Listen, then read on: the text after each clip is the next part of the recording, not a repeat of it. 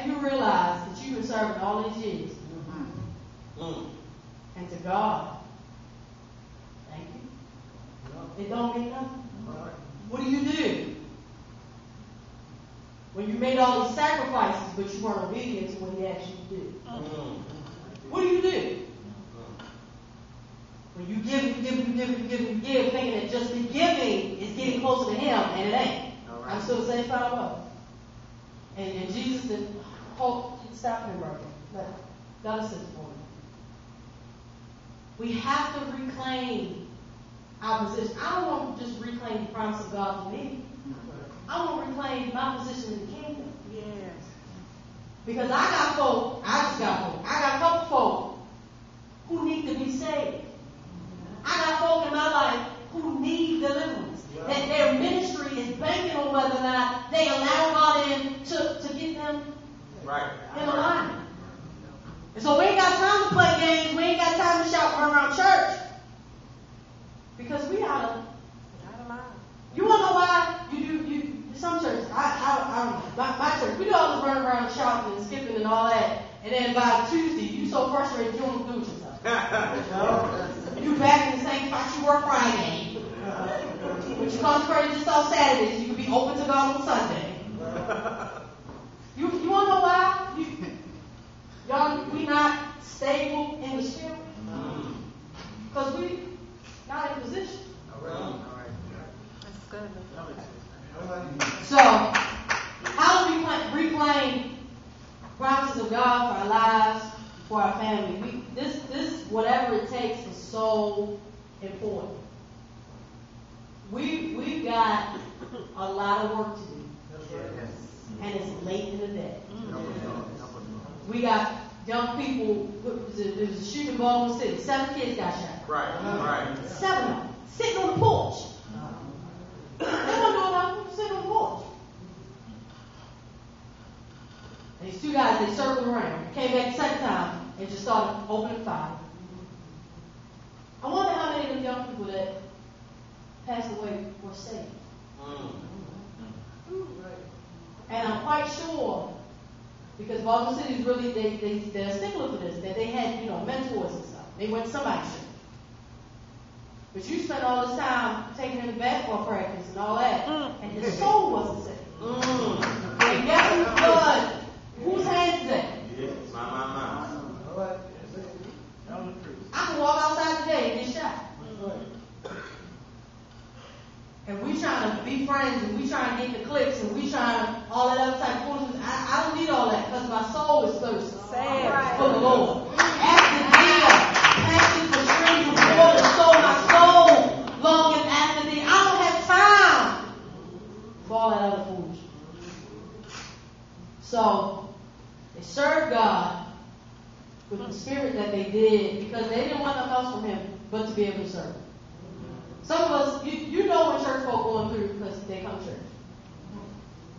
And they're in church. Every event you got, cookouts, bake-outs, cook-ins, wherever, they're there. Because they're so desperate for God to do something. But there's no consistency once He does it. And so God is saying, if I don't do it, will you still come? Or you just come and get something from me and go home because it's Sunday morning and that's what you do. Some people come to the house of God to get healed, but they don't have any. My Lord. I'm not the type of preacher that hoops and hollers. I'm sorry. That's not me. I don't. Okay, so they followed Him. They ain't trying to walk in front of Him. They ain't trying to be up underneath of Him. Because their service wasn't just to Jesus, but it was to God. I'm not trying to get Jesus. I want God to know, hey, I support what you're doing in that thing.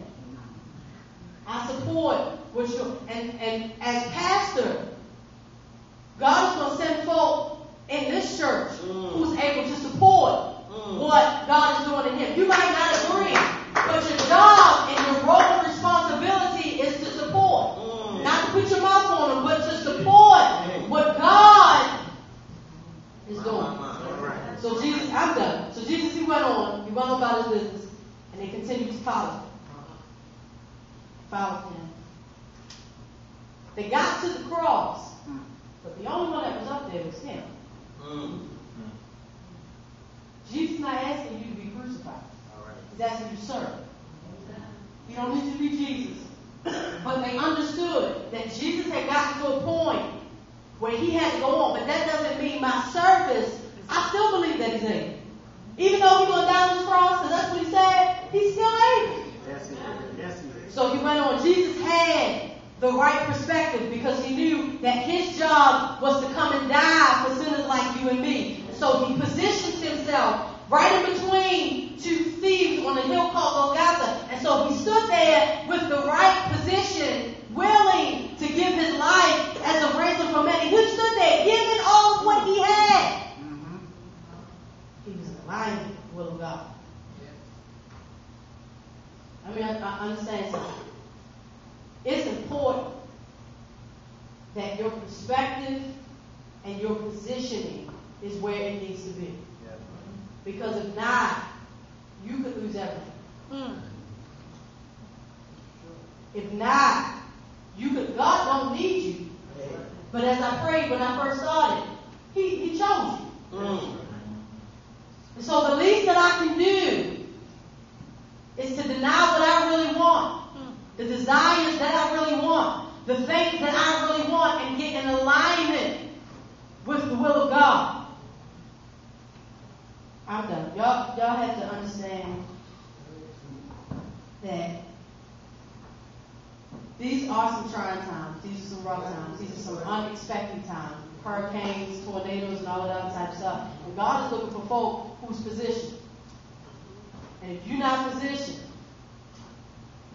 not only do you mess you up, but you mess up folk that are connected to you, your trail.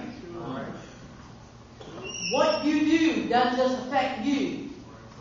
It affects everybody that God has connected to you. And I don't know about you, but there ain't going to be no blood on my hands. And so every opportunity I get, when God sends a little somebody my way, whether it's the trail or whatever, I make sure that I can say God is good. And His mercy endures forever. God will supply all of my needs. No temptation has seized me except for what is common to man. Nothing shall be able to separate me from the love of God. My hope is built with nothing left than Jesus' blood and His righteousness. God's looking for folk who will do whatever it takes. Turn to your neighbor and say, I'm going to do whatever it takes.